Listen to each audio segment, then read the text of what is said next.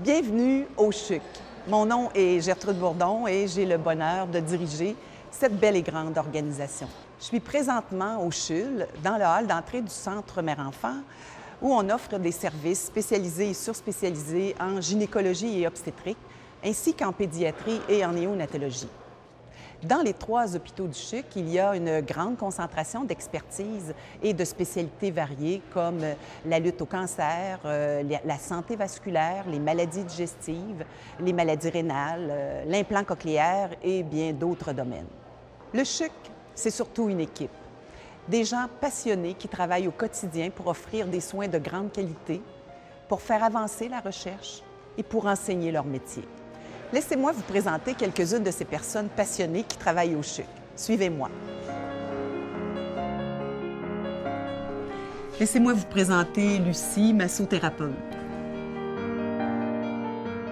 Mon travail au Centre Mère-Enfant, c'est d'offrir un service de massothérapie aux enfants et aux adultes sur différents départements, comme les soins palliatifs. Il y a beaucoup de choses qui me passionnent dans ce travail-là. D'avoir la chance de travailler avec une équipe médicale, de pouvoir offrir du réconfort à des enfants, à des adultes qui sont en présence de la maladie. Même en présence de la souffrance et de la maladie, un corps peut en même temps ressentir des sensations agréables. Un adolescent qui s'était jamais fait masser de sa vie, il est au retour d'une chirurgie.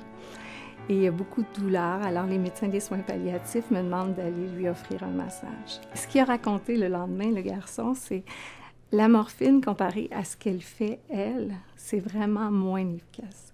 Mais ce qu'il faut comprendre, c'est que le fait que les enfants sont plus détendus, sont plus calmes, les traitements souvent sont beaucoup mieux tolérés. Mon rêve, c'est de pouvoir offrir des soins de massothérapie dans les centres hospitaliers, mais à tous les enfants, peu importe le diagnostic, que ce soit de l'arthrite, la fibrose kystique, qu'ils soient en soins palliatifs ou avec n'importe quelle maladie, pour qu'ils soient plus confortables pendant leur séjour à l'hôpital.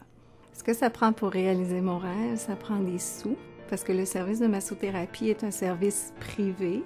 Alors donc, on a besoin de donateurs qui voudraient s'impliquer pour qu'on puisse développer ce programme à l'intérieur du Centre Mère-Enfant. Nous sommes présentement à l'Hôtel-Dieu de Québec, au Centre de recherche clinique et évaluative en oncologie, appelé communément le CERSO. Je vous amène dans un lieu tout à fait particulier. Louise Desmeules, épithésiste, fabrique des prothèses pour le visage de patients qui ont subi une chirurgie suite à un cancer. Alors, mon travail ici au CHUC, c'est de fabriquer des prothèses de visage pour des gens qui ont subi l'ablation de l'œil, l'ablation du nez ou l'ablation de l'oreille. Alors, c'est des prothèses esthétiques en silicone qui sont maintenues par des implants plusieurs fois et sinon, c'est collé, c'est des pièces collées. Alors, ce qui me passionne dans ce travail d'épithésiste, c'est de redonner aux gens la dignité, de reprendre leur cours de leur vie suite à des traumatismes importants par rapport au fait de perdre une partie de leur visage. C'est un travail immensément valorisant aussi. Et ça rejoint beaucoup aussi tout ce que je suis en tant que personne par rapport au fait que ce travail-là demande un talent artistique particulier pour effectuer des prothèses esthétiques et aussi d'avoir une relation privilégiée avec ce monde-là. Je vais vous raconter l'histoire d'un patient qui a perdu son nez suite à un cancer. Et cette personne-là avait énormément de honte à sortir à l'extérieur avec plus de nez. Alors, c'était toujours un pansement très plat. Le jour où je lui ai donné sa prothèse de nez, il l'a quitté très joyeux. Puis quand il est arrivé chez lui, il m'a appelé en me disant « Louise, en sortant de l'hôpital, je suis allée faire une course à la quincaillerie, puis il me dit que personne ne l'avait regardé. Ça avait été pour lui un grand soulagement. Alors, il passait comme tout le monde. Alors, pour moi, c'était réussi. Alors, mon rêve jaillit d'un événement qui est arrivé dans ma vie il y a 3 ans où j'ai été touchée par un cancer du sein. J'ai personnellement senti un peu qu'est-ce que c'est de perdre une partie de soi. On est en projet, on parle de développer des prothèses mammaires externes en silicone. Mais moi, l'idée, ça serait de faire des prothèses individualisées, ce qui veut dire faire une prothèse identique au sein parti. Il y a un manque à ce niveau-là, alors j'aimerais beaucoup, beaucoup développer cette expertise-là dans l'avenir. Nous sommes maintenant à l'hôpital Saint-François d'Assise, réputé pour son centre d'excellence en maladies vasculaires.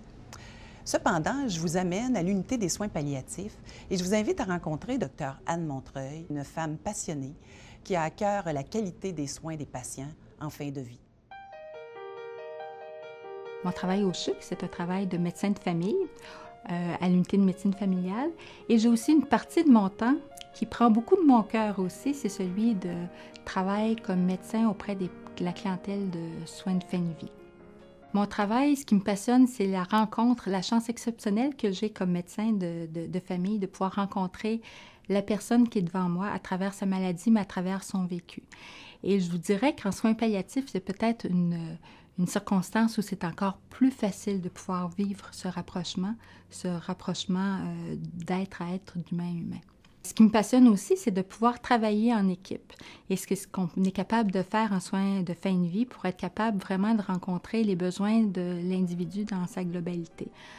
Alors, ici à Saint-François, on a une équipe magnifique qu'on tient à garder, à renforcer aussi. Et ça fait partie de ma passion et ça fait partie de ma fierté d'être membre d'une équipe comme celle qu'on a ici. En fait, les projets pour l'unité, ce ne sont pas que mes projets, c'est les projets de l'équipe aussi qui y travaille, sont multiples, mais je dois quand même dire qu'il y en a une partie qui s'est réalisée cet automne avec l'ouverture de l'unité des soins palliatifs, où on regroupe 6 lits dédiés pour la clientèle.